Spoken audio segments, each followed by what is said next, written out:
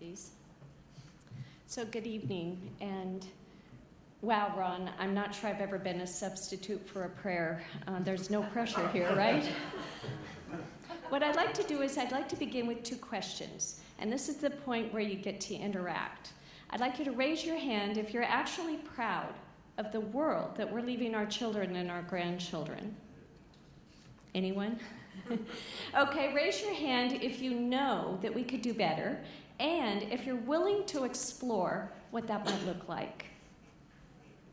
That's a good thing, because tonight we're going to do some exploring, and if you didn't already know it, it's a wild world out there. As activists, we see injustice everywhere, but we feel so powerless to create change. We think part of the answer could be to shift the political power or enact new laws.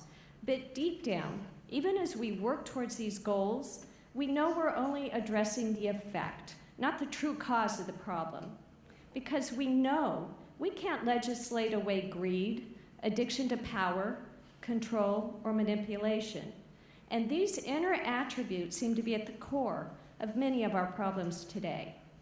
So while we work for justice in the outer world, there's a part of us that knows that we must address and heal the inner core to create meaningful change.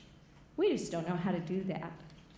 So I'm grateful to be here tonight to venture into what might be perceived as a radical or at least an unexpected perspective in a political venue.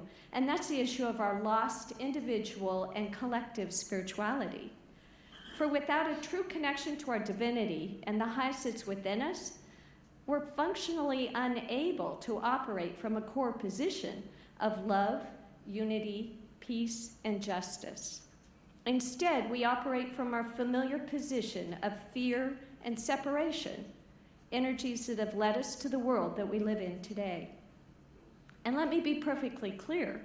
Spirituality addresses the core of each and every one of us. It bypasses personality, intellect, emotions, and religion. It pierces the veil of our beliefs and our judgments to access the inner world of our very soul and our connection to our Creator. Clearly, spirituality is and should be highly personal and internally driven. But tonight, I'd like to share a simple exercise. It's easy. Anyone can do it if you choose to, and it addresses head-on one of the core problems that we will hear about tonight. But first, I have two important points. First, I'd like to suggest that as a nation, we suffer from a crisis of codependency. We're experts at being excessively preoccupied with what others should be doing, which of course we don't control at all, and totally ignore our own responsibilities, which are the only things we do control.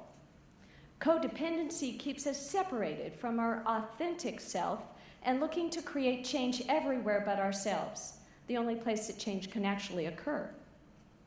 The second point that I'd like to make is that spiritual wisdom would remind us that we are all connected. This means that when one of us makes meaningful change, it positively affects all of us. Spiritual wisdom would also suggest that what we see out there and what we judge harshly is actually a mirror for what needs to be worked on in here. So here's the exercise for tonight. Are you ready? Let's take one of the hot issues I believe we will see in the movie tonight, and that's of the Koch brothers' corporate control and manipulation. And I have a question. Is there anyone in this room who believes that they're not controlling in some way, shape, or form? How's that work for you, truly? Is there anyone who hasn't been controlled or manipulated at some point in time or another? And how does that make you feel? The point is that what exists out there that we're actively fighting against also exists in here. And in here is our responsibility.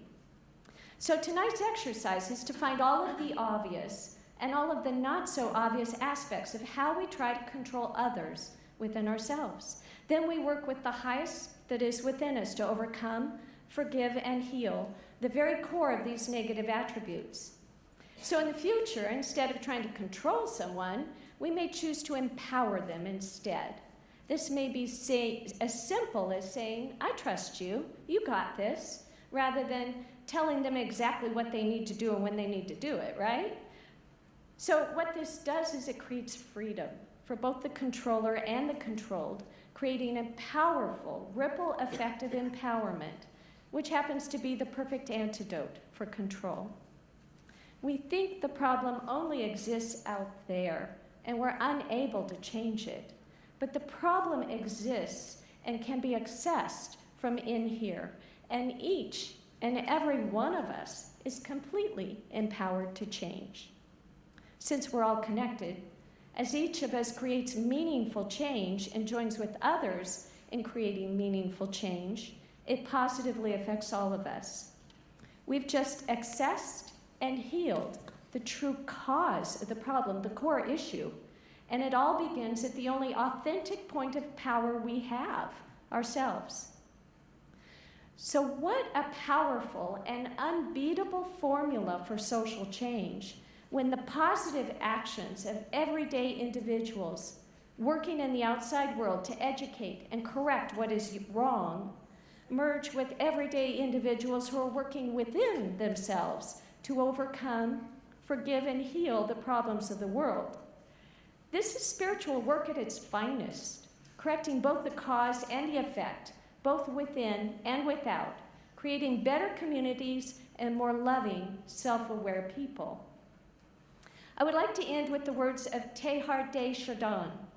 Someday, after we have mastered the wind, the waves, the tides, and the gravity, we shall harness for God the energies of love.